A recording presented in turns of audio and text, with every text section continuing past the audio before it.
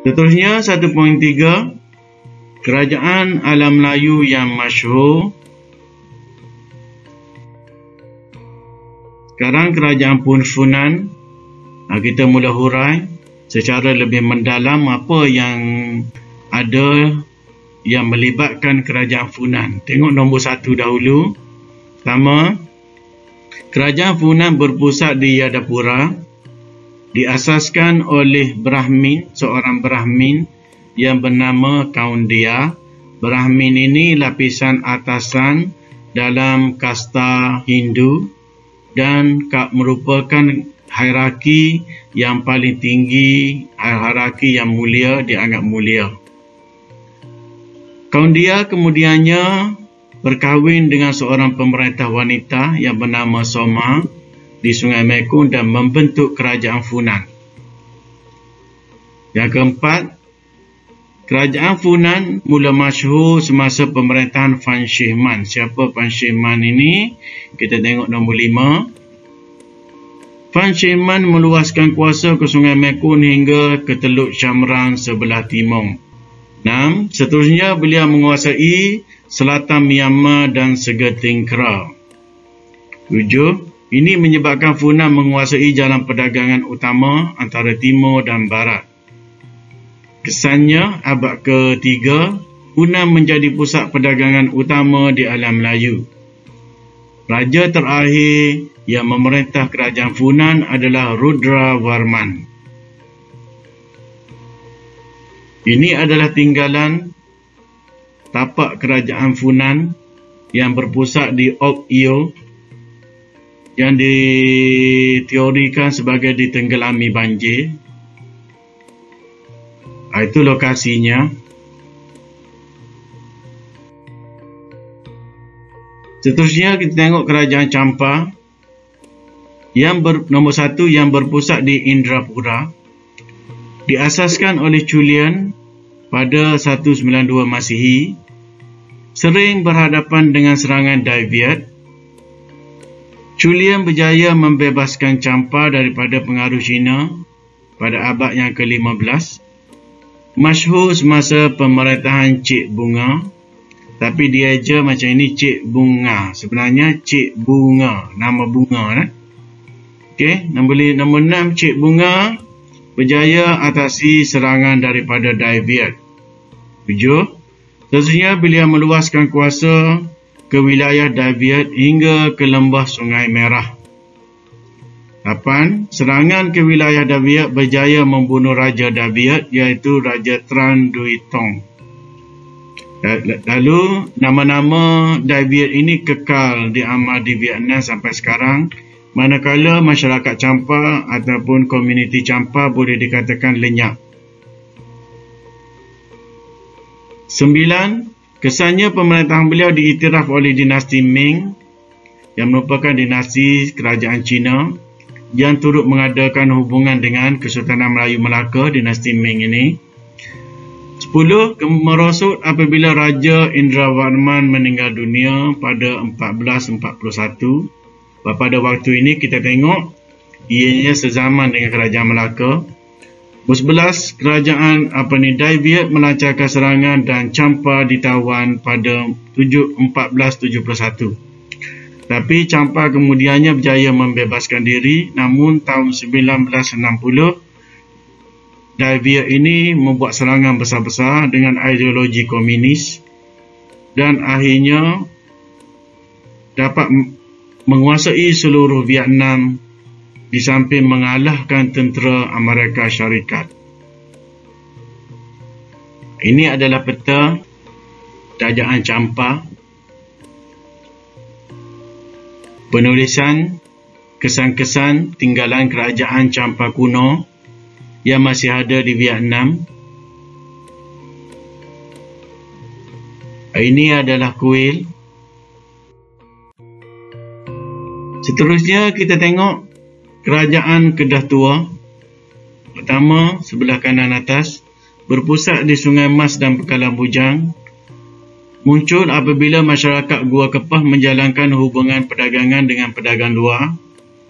Ketiga, Kewujudan Kedah Tua diperkukuhkan dengan catatan agama, catatan golongan pedagang ataupun golongan agama daripada Cina, India dan Arab Parsi. Keempat, sumber Cina menamakan Kedah sebagai Cihca. Sumber India menamakan Kedah sebagai Kataha, manakala Arab sebagai Kalahbah. 5. Kedah masyhur dengan kepesatan kegiatan perdagangan di Lembah Bujang dan melibatkan pedagang timur dan barat. Tahu kita, Kedah ini merupakan negeri yang mempunyai jelapan padi yang luas. Dan Kedah sejak daripada zaman dahulu merupakan pengeluar padi ataupun beras yang terbesar di Malaysia. Dan kita rakyat Malaysia banyak bergantung beras kepada padi ataupun beras yang ditanam oleh masyarakat Kedah ataupun penduduk negeri Kedah. Tengok nombor 6. Kedah awalnya menjadi pusat kegiatan agama Buddha, dikuasai oleh Sriwijaya. Serangan tentera Chola 1025 telah melemahkan perdagangan di Kedah. Chola ini satu kawasan yang berada berhampiran dengan Kemboja. Pada abad ke-7, perubahan pemerintahan dengan pengasasan Kesultanan Kedah oleh Sultan Merung Mahawangsa yang menukar namanya kepada Sultan Muzaffar Shah. Ini lokasi Kedah. Di utara Semenanjung Tanah Melayu, tapak Lembah Bujang yang menjadi tapak perdagangan pada zaman dahulu. Tinggalan tulisan-tulisan pada batu bersurat, pertama sekali ditulis pada batu nisan. Ini tapak candi Lembah Bujang. Seterusnya kita tengok kerajaan seterusnya iaitu Kerajaan Gangga Negara. Pertama, berpusat di Pangkalan. Kedua, muncul kerajaan pada abad yang ke-6 tetapi berfungsi sebagai sebuah pusat pelabuhan sejak abad yang ke-5. Diasaskan oleh Raja Ganji Sarjuna. Pendapat lain mengatakan ia diasaskan oleh Raja Khmer daripada Kemboja. Mula masyhur pada abad yang ke-9 apabila ditemukan biji besi yang berkualiti untuk digunakan dalam industri membuat senjata. Nombor 6, pada abad yang ke-5 mula dikunjungi oleh pedagang luar kerana kekayaan hasil bumi seperti emas dan biji timah. Berjaya mempertahankan kedaulatan daripada serangan Sriwijaya sekitar tahun 850 Masihi. Mula lemah apabila diserang oleh tentera Chola dari India. Pada 1025, serangan telah memusnahkan pelabuhan Gangga Negara. Bagaimanapun maklumat tentang Gangga Negara ini agak minimal. Ini contohnya Gangga Negara. Boleh dikatakan berada di negeri Perak sekarang. Penemuan patung Avalokitesvara di Bido yang merupakan patung Buddha, namun satu tangannya telah tercabut. Seterusnya, Kerajaan Sriwijaya. Pertama, berpusat di Palembang dan kekal hingga sekarang. Diasaskan oleh Dapunta Yang Sri Jayanasa pada tahun 683 Masihi. Beliau mengukuhkan kedudukan dengan menakluk kawasan sekitarnya seperti Bangka dan Taruma. Masyhur semasa pemerintahan Sanggra Madananjaya sekitar abad yang ke-8. 5. Berjaya menakluk Sriwijaya, Selatan Myanmar, Tanah Melayu dan Segenting Kera. Ini bermakna Tanah Melayu itu dulu dalam wilayah kekuasaan Sriwijaya. 6. Kesannya Sriwijaya menguasai jalan laut antarabangsa, iaitu Selat Melaka dan Selat Sunda. Ini menjadikan Sriwijaya kuasa perdagangan utama di alam Melayu. Ia juga menjadi pusat pengajian agama Buddha melalui pembinaan Candi Borobudur. 9. Merosot apabila diserang oleh tentera Chola daripada selatan India tahun 1025. Ini adalah Empayar Sriwijaya yang berpusat di Palembang. Tengok bagaimana mereka menguasai Selat Sunda dan Selat Melaka. Binaan yang terdapat dalam tamadun Sriwijaya. Ini Candi Borobudur, merupakan candi bagi penganut agama Buddha yang kekal hingga sekarang dan dianggap warisan dunia oleh UNESCO. Satu ukiran yang melambangkan kapal yang betul-betul sinonim dengan penguasaan pelayaran oleh kaum Melayu zaman dahulu.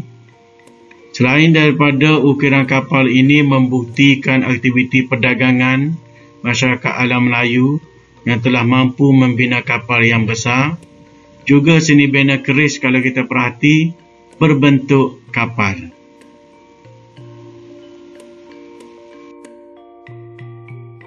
Sesungguhnya kerajaan Angkor pertama berpusat di Hari Haralaya, diasaskan oleh Jayavarman kedua dari Chengla. Beliau menyatukan wilayah Sungai Mekong.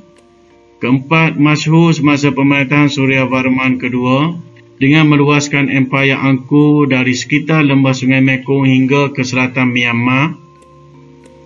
5. Beliau berjaya menghalang ancaman daripada Champa dan Dai Viet. 6. Beliau juga mewujudkan jalinan perdagangan antara bangsa, antara pedagang tempatan dengan pedagang luar. 7. Usaha beliau diteruskan oleh penggantinya iaitu Jayavarman ke-7 yang meluaskan kuasa hingga ke sempadan Annam. 8. Beliau membina Angkor Thom.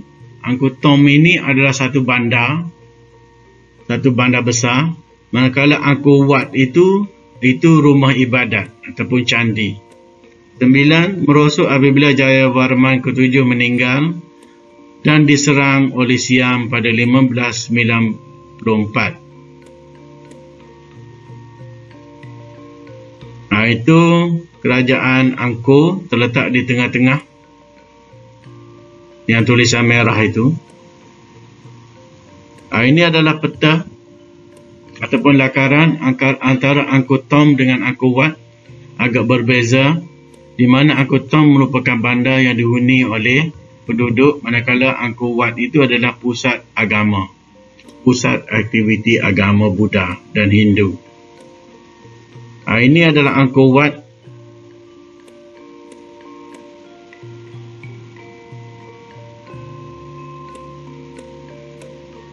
Ukiran pada Angkor Wat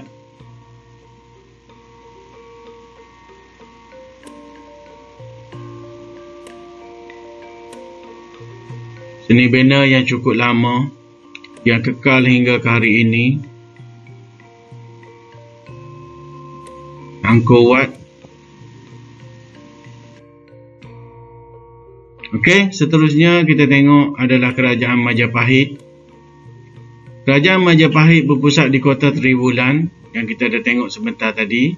Kedua diasaskan oleh Raden Wijaya dengan bantuan tentera Mongol pada 1294. Masyhur bermula dengan pelantikan Parti Gajah Mada sebagai Perdana Menteri oleh pemerintah Tribuana Tunggadewi.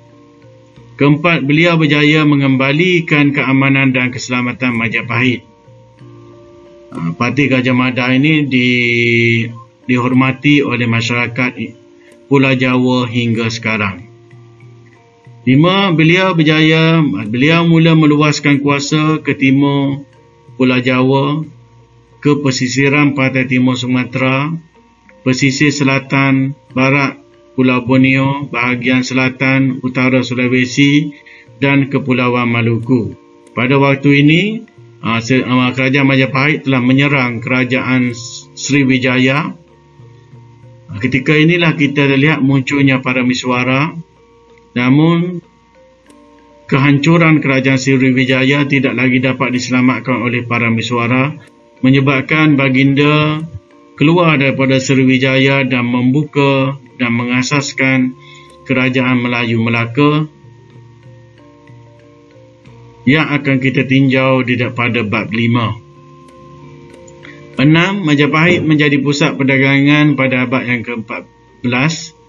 Mula merosot apabila Patih Gajah Mada meninggal dan mula diserang oleh kerajaan Demak yang mula muncul dengan kuatnya sekitar 1478. Majapahit Empire ataupun kerajaan Majapahit yang bermakna Orange itu. Ini seni bena yang dibina oleh kerajaan Majapahit. Kita akan tengok lepas ini apa dia, yang berbentuk kolam mandi, ada yang berbentuk seni bena macam arca ataupun tugu. Satu dinamakan Gapura Bajang Ratu ataupun Gapura Ringin Lawang. Nanti kita akan tengok di bahagian seni bena. Tinggalan-tinggalan yang dijumpai di tapak kerajaan Majapahit yang menunjukkan elemen-elemen Hindu dan Buddha. Penemuan patung lembu oleh penduduk, patung emas, shilling-shilling yang diguna pakai. Ini shilling yang di mana kerajaan Majapahit atau penduduk Pulau Jawa telah menerima kemasukan Islam.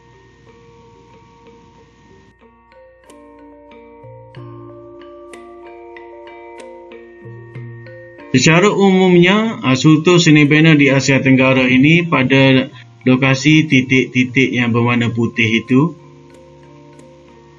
berserak dan cukup banyak menunjukkan bahawa rantau alam Melayu ini telah membina ketamadunan seiring dengan tamadun-tamadun dunia yang lain.